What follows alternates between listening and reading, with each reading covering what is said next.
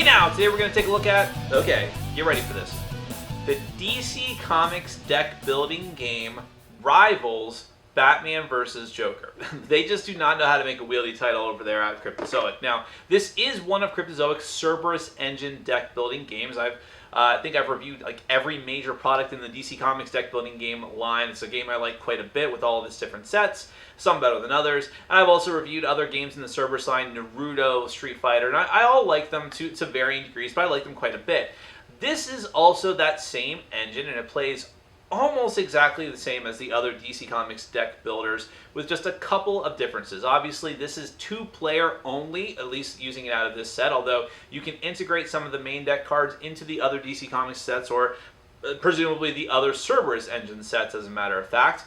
But the only characters that you're going to find in this box are Batman and the Joker, and how they behave and the special abilities that they have, and in fact, how you win the game is just a bit different. So let's go ahead and take a brief look at how the game is played. I actually will show you how to go through all the whole deck building things this time, because some people might be watching this review without any kind of context with the other DC Comics deck builders, and this might be a good one for you to pick up on its own, by the way. We'll talk about that in the final thoughts. So I'll go through an overview of how to play the game and what the differences are. Then we're going to come back and I'll let you know if it's worth it for you.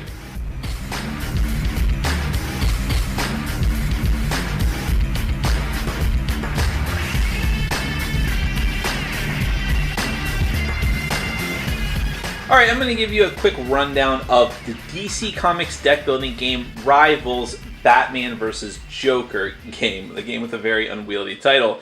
This is another game in the DC Comics deck building game line, which is part of the Cerberus engine deck building line from Cryptozoic. All the games function fundamentally the same as far as the core rules, but they all put a little bit of a different twist on it. The twist here with this Rivals series of games is that, first off, it's only for 2 players. And also, there's a new confrontation mechanic, but I'll get to that in a minute. I just want to, if this is your first time experiencing the DC Comics deck builder and what it's all about, I'm going to give you a quick run through of how the core game plays. Now, this is a deck building game. A deck building game is one in which each player starts with an inferior deck of cards. In this case, you have 10 cards. And you are going to need to strengthen that deck of cards by purchasing new cards during the course of the game that go into your discard pile. In this case, you can purchase them from this main randomized lineup of cards from this main deck, or you can purchase these kick cards if you don't want anything else that's in the lineup. And those will go into your discard pile next to where your deck would normally be. Whenever you need to draw more cards from your deck, in this case you draw 5 at the end of your turn, if you need to draw more cards and you don't have enough, you draw what you have, then you take your discard pile that you've been filling with new cards, shuffle it up and keep drawing, and in this way you are eventually going to draw the new and more powerful cards that you've been purchasing during the course of the game, and therefore strengthen your deck and give yourself a better shot at winning the game. You also want to try your best to get rid of the weak, inferior cards that you start the game with. So the 2 cards that you start off with 7 of these punch cards. And the punch cards, both of the cards that you start off with, the starter cards, are worth 0 victory points, which are the star symbol down the bottom of the cards is the victory points that they're worth. So these are worth nothing. And this is where the cost of the cards normally would be. For starter cards, obviously, it's 0. Punches will give you +1 power. Power is the one and only currency of the game, and it's what you're going to use to try and do everything. Purchase other cards, and also confront your opponent, which I'll get back to in a minute. Vulnerabilities, so you have 7 punches and 3 vulnerabilities. Vulnerabilities are worthless junk cards. They do nothing for you. They're worth no points. They don't even give you power. They are just there to clog up your hand. You can only draw 5 cards per turn, and if you draw a couple of your vulnerabilities, you are really screwed because you don't want them. They do nothing for you. So you want to try your absolute best to get rid of those if at all possible. At any point during the course of the game, you can buy kicks, like I already said. Kicks give you +2 power, but they are also worth a point at the end of the game. So if you have nothing else to buy in the lineup, you should at least go for one of these because it's not too bad to have. And they cost you 3 power. So once you accumulate 3 power, you can buy one of those. The core mechanics are such that on your turn, you can play as many cards as you have in your hand down to the table. And then at the end of your turn, you'll discard every card that you either played or haven't played into your discard pile, and then draw back up to 5. So you'll take all the power that you have, use all the special effects of all the cards that you have, use that power to either buy cards or confront your opponent. Again, I'll explain that in a second. and then move on. Now there's multiple different kinds of cards that you'll find in the main deck. You have villain cards like Talia al Ghul here, and I'll just show you. Obviously, most of the cards that are in this set are based off of Batman heroes and villains, or at least dimly related. So Talia al Ghul gives you +3 power. She has a block effect that has to do with confrontations, which I'll explain in a minute. Let's see. Poison Ivy here gives you +2 power when you play her. She has an attack. Each foe discards a black card from his or her hand. Now it says each foe here because these cards can be integrated into the other DC Comics deck builders, which allow for up to 5 players. Here's one of the hero cards. Vicky Vale simply lets you draw a card. So she's not really that great, but you might find other uses for her since she is a hero card, and some special effects will kick off from that. Black Canary, who really has very little to do with Batman, I guess, but +2 power, and you may destroy a villain in the lineup. Destroying cards means removing them permanently from the game. She also has confrontation abilities. And the last one I'll show you here, and there's a lot of different cards I could go through, but I just did these random ones. The Penguin just gives you +2 power, but it is cheaper than a Kick. There's other cards that will actually let you destroy cards. They'll give you different types of special abilities and equipments and superpowers. And here I'll actually show you a few of the other ones. Here's one of the a powerful card. By the way, these cards can be bought by either Batman or the Joker, so they just happen to feature the artwork. But even that's where the game is kind of not thematic. Batman can buy Joker cards all day long. The Killing Joke, +2 power and draw a card, and a block ability. Costs you 7, and it is also worth 3 victory points. So the more expensive the card, it's usually worth a lot more points. And let's find a cool, here we go. World's Greatest Detective. +1 power, and you get to draw a card. And this can be used as a defense card. If someone hits you with an attack, you get to show this, either reveal this card or discard it to avoid an attack. This one is reveal. Some cards say discard instead, and maybe you even get a special effect for having done so. Alright, so that's really the gist of how the game works. You're just going to be continually buying cards, trying to make your deck better. And there's one or two ways in which the game can end. One way is that if the main deck of cards runs out. Now, at the end of your turn, you can buy as many cards as you like, but you're limited to what you have in the lineup, the 5 here in the Kicks. At the end of your turn, you'll leave those spaces empty until the end, and then fill them back up from the deck. If you can ever not fill the lineup all the way back up to 5, the game immediately ends, and each player is going to go through their deck and add up all the points from all the cards they acquired during the course of the game, and also any of the enemy character cards that they were able to acquire. This is something that's unique to the Rivals sets, where you can actually take your opponent's character cards as points. So that's the other way that this game is going to end, so we'll just jump right into that. There's a new aspect in this game called Confrontation. Now, in any of the DC deck builders, each player is going to get a character card, and that character card will usually give you some sort of super special ability. And it's no different here, except that you have 3 character cards. So one character chooses Batman, and one character has a Joker. You have 3 character cards, and in the bottom of each of those cards is a cost. And these cards are kind of analogs of each other, so they mostly do the same things with the special abilities and the cost. They all have, both sides have cards 9, 12, and 15 costs, and you leave them in this order. That's the order in which your opponent has to go through them. And there's victory points down in the bottom. If it gets to the last card and you defeat that one, you actually win. That's the other way that the game can end. If you take out all 3 of your opponent's cards and acquire them, you will win the game immediately. Now, Batman's first ability for his 9 cards simply says, at the end of your turn, you draw an extra card if you bought or gained 1 or more equipment during your turn. Now, for the Joker, it's if you bought 1 or more non-kick superpower during your turn. Now, kicks are considered superpowers, but they don't count for the ability of this card. The 12 card says that once during each of your turns, if you play a hero, once during each of your turns, if you play a hero and an equipment, play a non-location card from the lineup and then return it. Joker's is the same, except that it works for villains and superpowers. If he plays those, then he gets to do that special ability. And finally, the last card for each of them. For Batman, the 15 card, during a confrontation, +1 power for each equipment and hero you play. During a confrontation, +1 power for each villain and superpower that you play. So let me just put these back in order.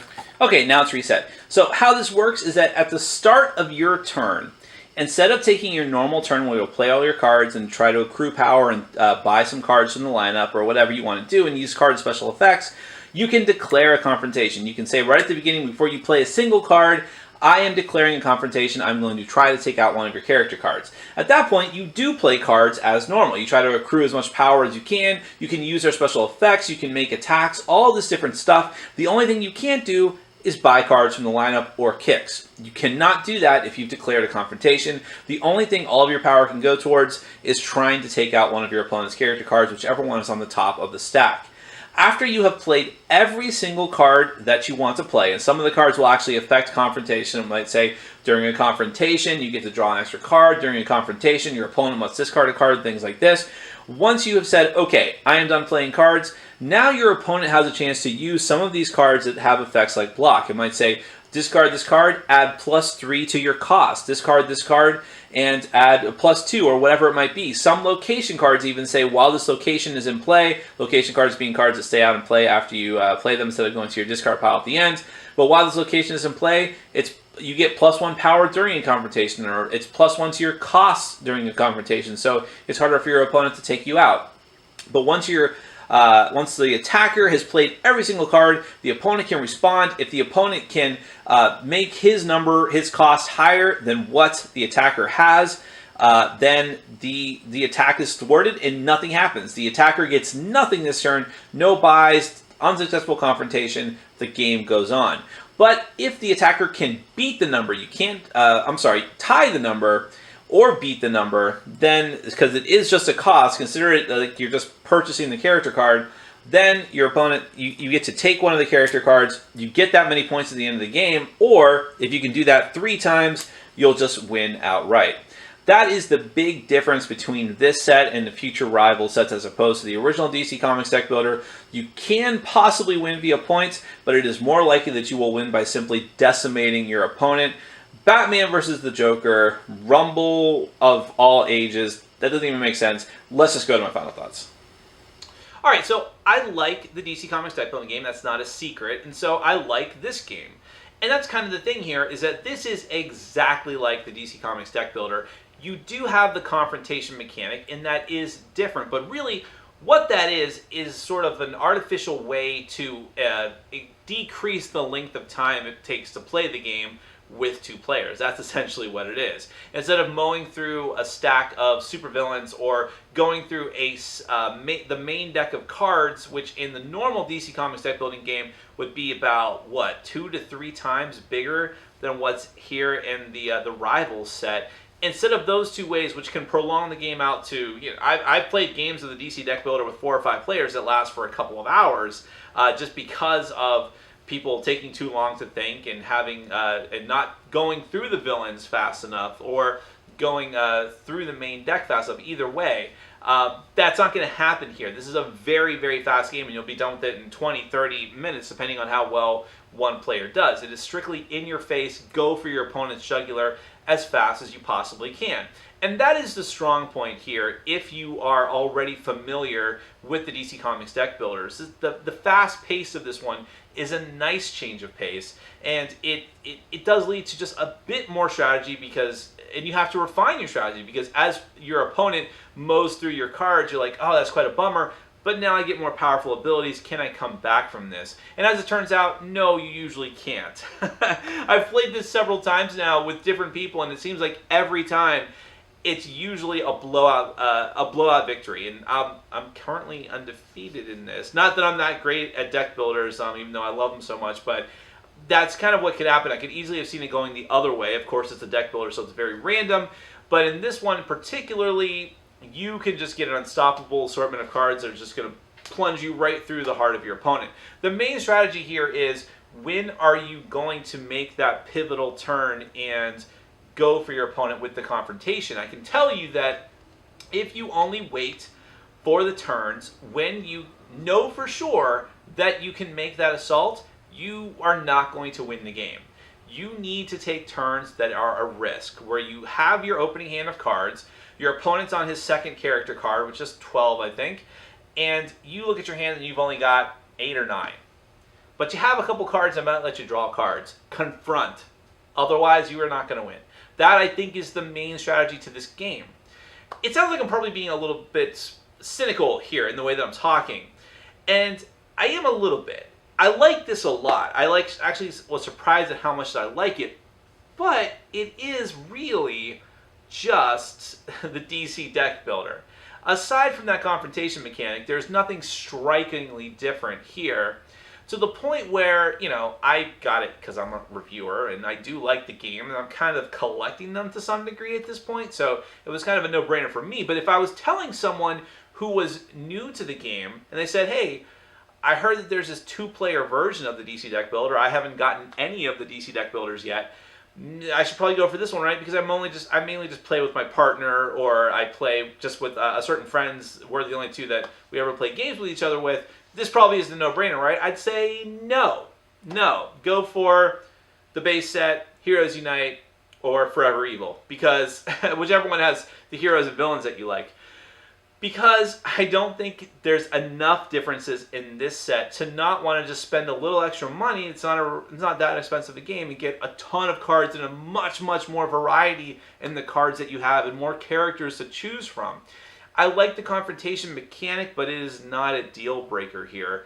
And in some ways, it can be frustrating when you have lopsided games, which is going to happen a lot more in the Rivals, this one and presumably the other ones as well. At least in the original Cerberus Engine games where you're just going for victory points, as you're playing through the game, you can kind of keep track of how well you're doing, but at a certain point, it's kind of up in the air. You're just hoping that you're doing the best, you're making the best moves that you can with the random assortment of cards that you have, and you're hoping that you're doing well, but you don't really know. But that mystery kind of helps. It keeps you in the game, because it can be very clear to people that are very experienced with the game that 1 or 2 players are just not going to win. But maybe they don't know that, and maybe there's some ignorance is bliss thing here where they haven't given up yet and they keep engaged in the game until the end, and who knows, maybe they pull out a win. That's not going to happen here. By the time that someone mows through your second card and they haven't touched your first, you've mowed through someone's second card and they haven't touched your first one, you're kind of like, okay, let's just experiment here and see how much fun I can have, because I'm clearly going to win. And that's what's going to happen here. But again, it's very fast, and I do like that about it. As far as integrating this set with the other ones, I don't know that I would ever bother. I think this is going to go, it's going to go on my shelf because it's small and I like it.